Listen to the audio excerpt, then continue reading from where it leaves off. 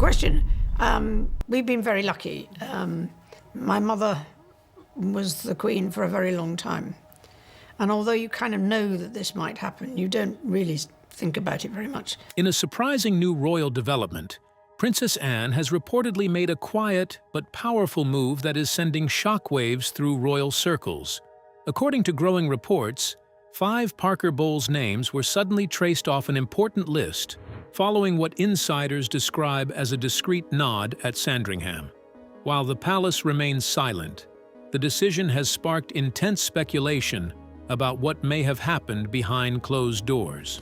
I think it's absolutely extraordinary that any right-minded thinking parent should believe that it would have been an alternative. Was this a routine adjustment, or does it reveal a deeper shift within the royal family? The mystery is raising more questions than answers. So, what do you think? Did Princess Anne make the right decision, or is there more to this story than we know? Let us know your thoughts in the comments below. To help us create more videos and bring you the latest royal updates, please subscribe. The marriage that expanded the monarchy. The story begins in 2005 when Camilla married King Charles and formally stepped into the role of Queen Consort. On the surface, it looked like a simple royal wedding between 2 people finally allowed to be together after decades of public attention and controversy. But according to some royal observers, the reality behind the scenes was far more layered than the public ever fully understood.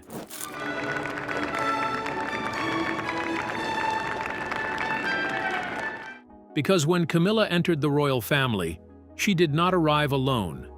She brought with her a close circle of relatives whose lives, over time, began to overlap with royal spaces in ways that slowly drew attention. What started as family familiarity gradually turned into something more structured, more visible, and more connected to the workings of the monarchy itself. Names like Annabel Elliot, Tom Parker Bowles, Laura Lopes, and Andrew Parker Bowles began appearing more often in royal settings.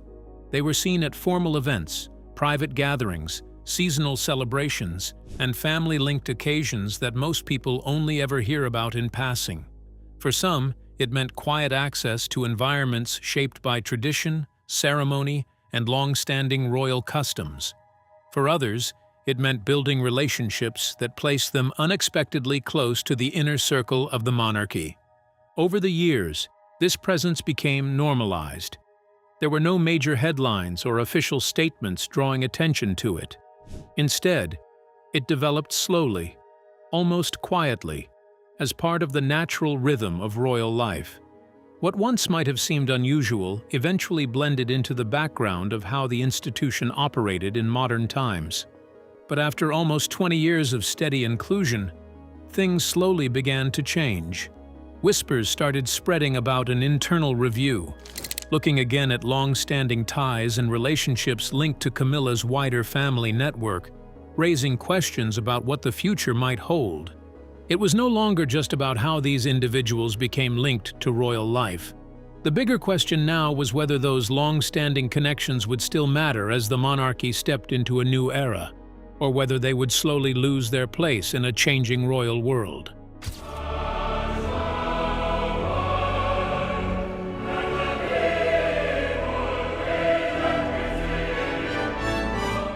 And so, what had once been a simple story of family connection began to take on a more uncertain edge, as subtle changes hinted that not every name once welcomed into the royal orbit might remain there indefinitely. Camilla's close family circle has leveraged on the advantages of her marriage into the royal family to enjoy certain privileges associated with the monarchy. But who will be the first to recognize the potential danger that may lie ahead? And what could prompt her to see the possible threat of the growing influence of the Parker Bowles family? Let's uncover the intriguing details. Princess Anne and the Parker Bowles family. In the early 1970s, Princess Anne's life briefly crossed paths with Andrew Parker Bowles. At the time, it was simply a young royal forming a personal connection within the same social world that surrounded Britain's elite circles. The relationship itself did not last, and it ended long before Camilla ever became a central figure in royal life or entered the public spotlight through her connection with Charles. Even though the romance was short-lived, it left behind something more lasting than the relationship itself. It gave Anne a first-hand view of the Parker Bowles family at a time when they were not yet tied to the crown in any official or widely discussed way. She saw them not through public headlines or later royal narratives, but through personal experience during a period when these connections were still forming quietly in the background. Unlike many members of the royal family who would only later come to know the Parker Bowles name through its link to Camilla and eventually King Charles, Anne had already observed the family from an earlier stage. She had seen how relationships in that social circle developed naturally over time, how they shifted, and how they eventually became intertwined with the wider royal environment. In a sense, she had witnessed the early layers of a story that would only fully unfold decades later. As Camilla's role in royal life became more visible and her relationship with Charles was openly recognized, the Parker Bowles family also found themselves gradually drawn closer to royal circles. Over time, private connections began to overlap with official events, shared gatherings, and introductions within elite spaces. What was once a completely private family circle slowly evolved into one that occasionally intersected with the monarchy itself. Because of this long and layered history, some insiders have reportedly suggested that Princess Anne's perspective carries a certain depth when it comes to understanding these connections. It is not just based on duty or position, but on memory and experience from a time before the dynamics of the modern royal family fully took shape. For that reason, Anne's views are sometimes seen as unusually grounded when discussions arise about the structure of royal relationships, long-standing associations, and who ultimately remains close to the core of the monarchy as it continues to evolve. Anne's early relationship with the Parker Bowles family gave her a deeper understanding of how far they may have become integrated into royal life. But how long can such privilege continue? Will she confront the issue directly, or will a more strategic move be taken to address it quietly behind the scenes? Now, let's explore the end of an era.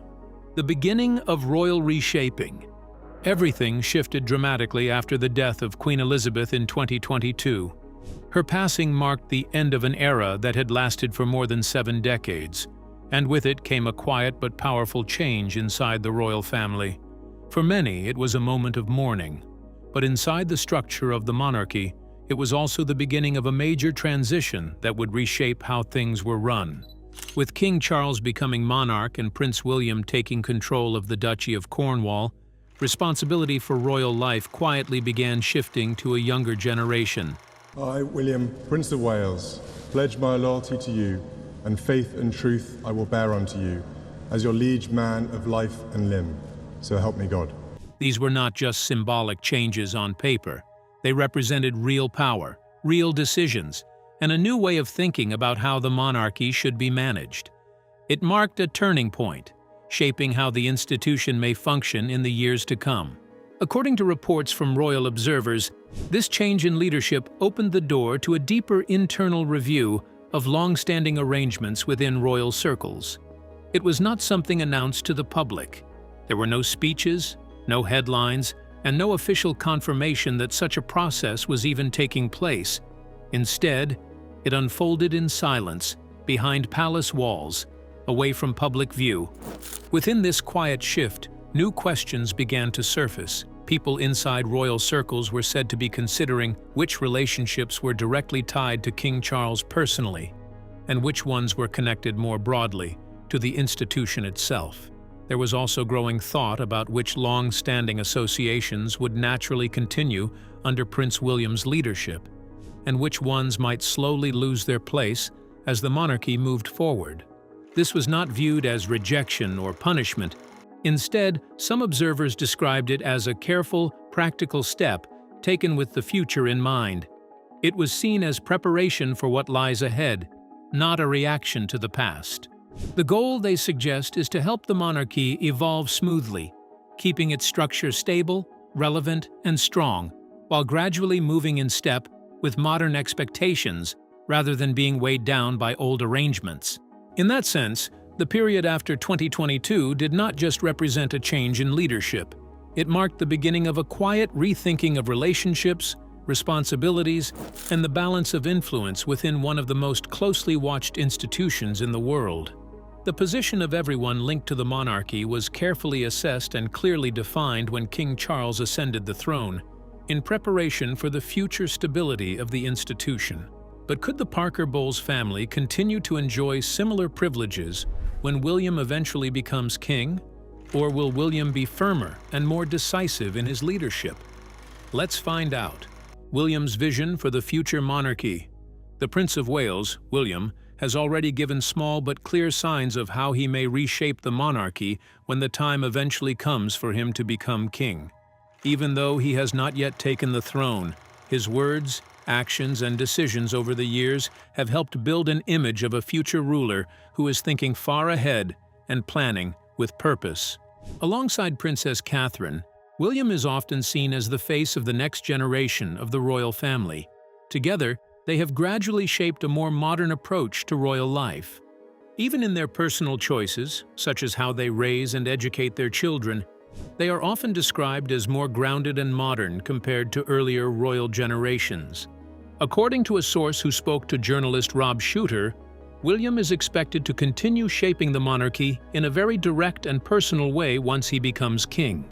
The source suggested that his leadership style will not be overly cautious or focused on popularity.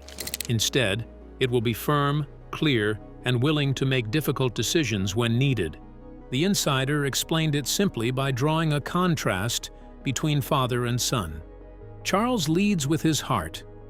William leads with strategy, they said. It was a way of describing two very different styles of leadership within the same royal family. One shaped more by emotion and tradition, and the other shaped more by planning and structure. Other reports have gone further, describing William as a tough leader who is not easily influenced by sentiment once he believes a decision is necessary. Some insiders even claim he remembers situations clearly and does not quickly move past actions he believes were harmful or disruptive. At the same time, there are suggestions that the wider royal household is aware of and even supportive of this more direct approach. With the monarchy facing modern pressures and public scrutiny, some believe a stronger, more decisive leadership style may be exactly what is needed to keep the institution stable in the long run. One insider explained that William views the monarchy beyond family ties as a duty that must be protected with careful, sometimes unpopular decisions. Rather than seeking approval, he is focused on preserving the crown's strength, stability, and survival for future generations, even if it means difficult choices today. Beyond William's reported preference for a leaner monarchy, one less influenced by emotion or sentiment, what steps, if any, will be taken to address the Parker Bowles family's current presence within royal circles? Or will they continue to enjoy certain royal privileges until William eventually ascends the throne and makes his own decisions? Let's uncover the decisive details. The turning point in the royal family. According to reports from some palace insiders, a private and highly sensitive meeting is said to have taken place at Sandringham, far from public view and outside normal royal decision-making channels. The discussions were reportedly focused on the future shape of the monarchy and how long-standing relationships may fit into its next chapter. As the royal family quietly looks ahead, questions are said to be forming about what stays, what changes, and what may slowly fade as a new era begins to take shape. During these discussions, Princess Anne was reportedly presented with details involving several members of the Parker Bowles family. While the exact information has not been made public, sources suggest it was part of a wider internal talk about roles, access, and how the royal household may be structured in the future. The focus, according to these accounts, was on how the monarchy could operate differently as leadership slowly shifts toward a new generation, bringing changes that may reshape long-standing arrangements. At one point during the meeting, accounts claim Princess Anne paused. It was not a quick or casual reaction, but a quiet moment of deep thought. She is said to have carefully looked at what was presented before her, taking her time to reflect on both the weight of royal history and the direction the monarchy might be moving toward.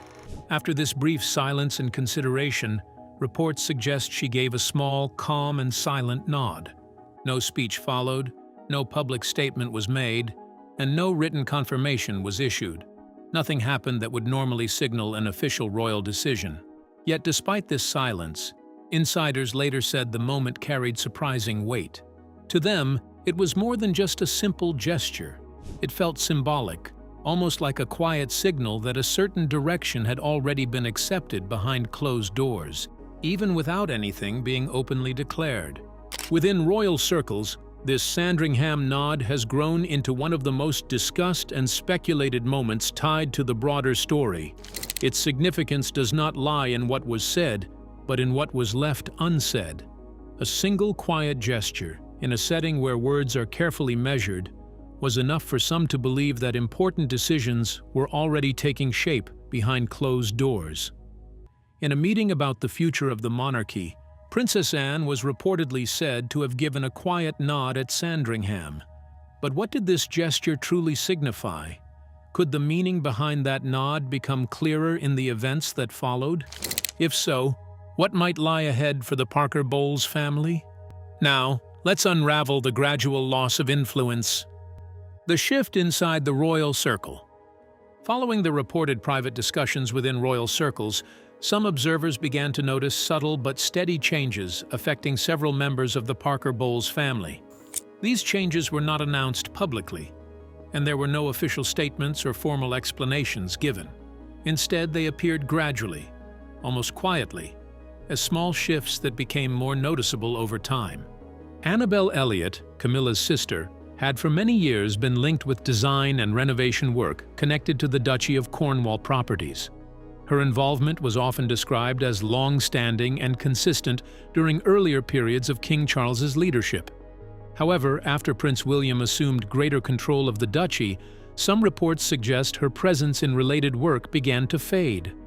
References to her name became less visible in public-facing records, and her once steady connection to those projects appeared to reduce over time.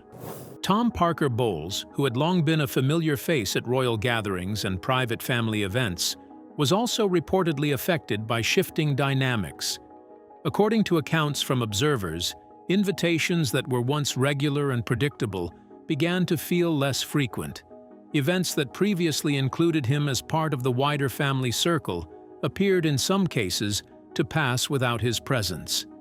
Andrew Parker Bowles, whose ties to royal life stretch back decades through both personal history and long-standing social connections, also seemed to experience a quieter role in newer royal circles. As the next generation of royals became more central in shaping the monarchy's direction, his visibility within that evolving structure appeared to lessen, creating a sense of distance that had not been as noticeable in earlier years. Laura Lopes, too, was reportedly affected by these gradual changes. While she continued to be welcomed in family settings and remained part of private gatherings, some observers suggested that certain privileges and routine access points were no longer as automatic as they once were. What had previously felt natural and expected began to require more formal arrangement and clearer invitation. Taken together, these subtle shifts painted a broader picture for those watching closely. There were no dramatic announcements or public confrontations. Instead, it was a slow and quiet realignment, one that suggested changing priorities within the royal household as it moved further into a new generation of leadership. Following the meeting at Sandringham, certain changes within the royal family were said to have directly affected 4 names linked to the Parker Bowles family. But what became of the 5th person connected to the Parker Bowles circle? And who was the one on the receiving end of Princess Anne's reported nod? Let's uncover the astonishing details. The quiet transfer of Raymill House. Raymill House in Wiltshire has long been an important part of Camilla's personal life story. It is widely seen as one of the few private homes connected to her life before she officially became Queen Consort. Unlike grand royal residences filled with ceremony, duty, and constant public attention, Raymill House has always stood apart. It has often been described as a peaceful and private retreat, a place linked to family moments, quiet rest, and personal space, away from the heavy pressure and constant demands of royal duties and public life.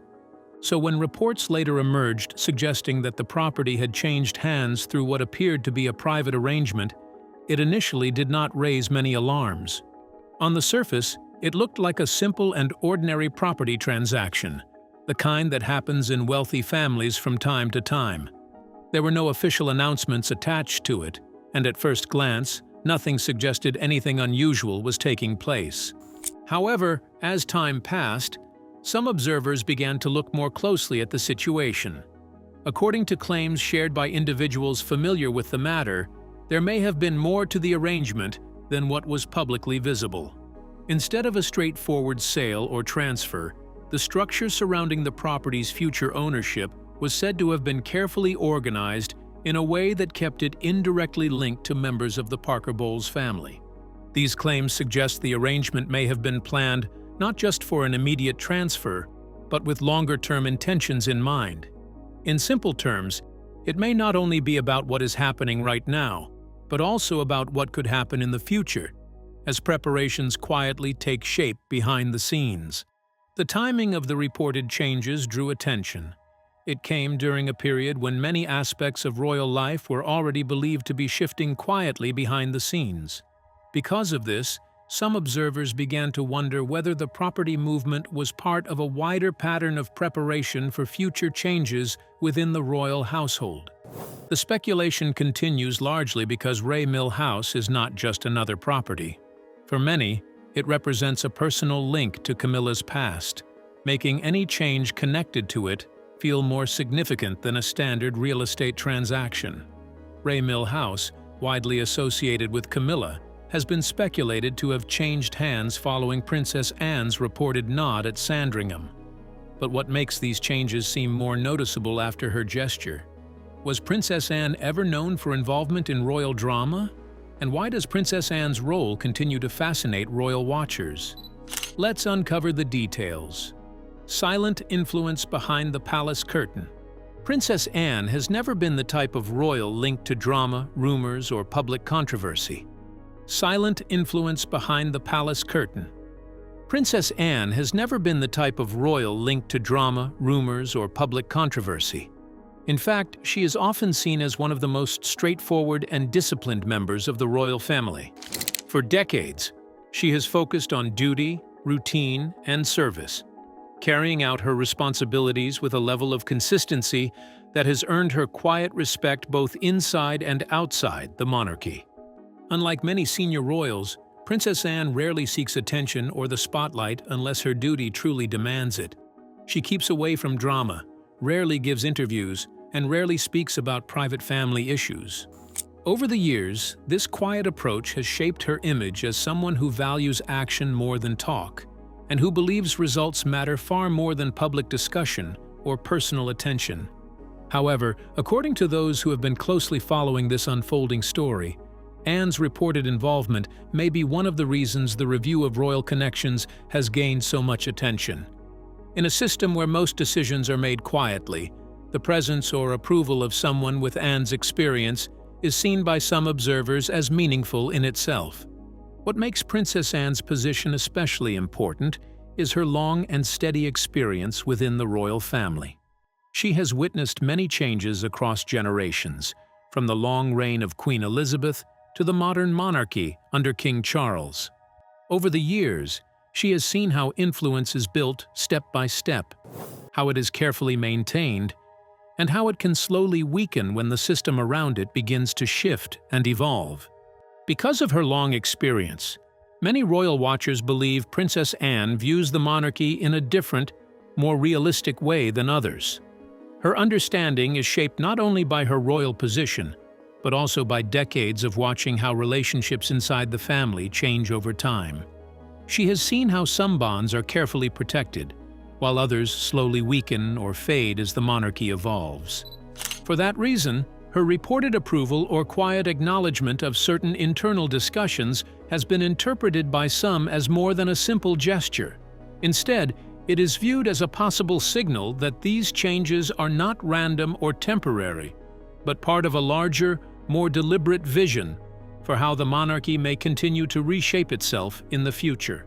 Princess Anne has never been known for unnecessary palace drama, which is why her involvement in the Parker Bowles story feels significant. But what could this development mean for the future direction of the monarchy? And could it also influence the wider network of royal relationships and long-standing family connections?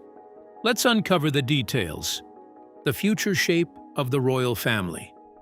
As this unfolding story reaches its final stage, it leaves behind a question that is bigger and more important than all the earlier details.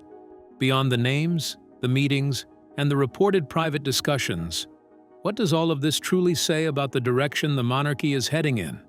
If those 5 Parker Bowles family names have slowly seen their influence fade over time, then the real issue goes beyond individuals. It points to something bigger, the system itself, and how it is quietly being reshaped. It becomes a story of how the royal family is adjusting its inner structure as one era gives way to another. Many observers believe the answer lies in the quiet but steady transition from King Charles's approach to the emerging leadership style of Prince William. King Charles has often been seen as a monarch who values long-standing relationships, personal loyalty, and continuity. His style is shaped by decades of connection, where bonds are maintained and extended over time, even as circumstances change. Prince William, on the other hand, is increasingly described as someone with a more modern and focused approach.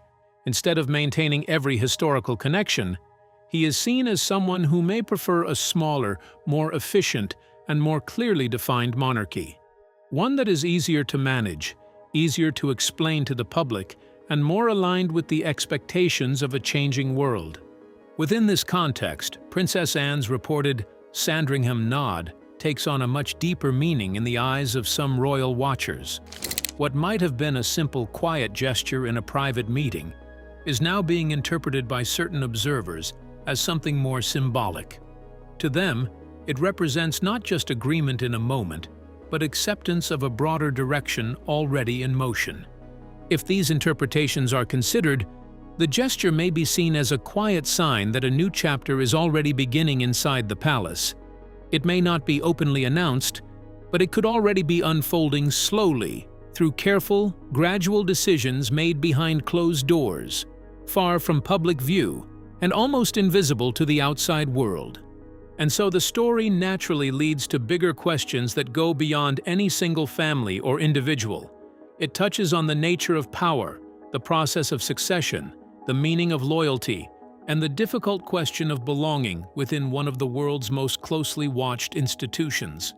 When one generation begins to pass responsibility to the next, who remains at the center, and who gradually steps aside as the future is rewritten in silence?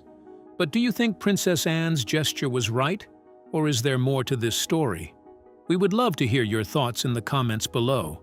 Don't forget to like and subscribe.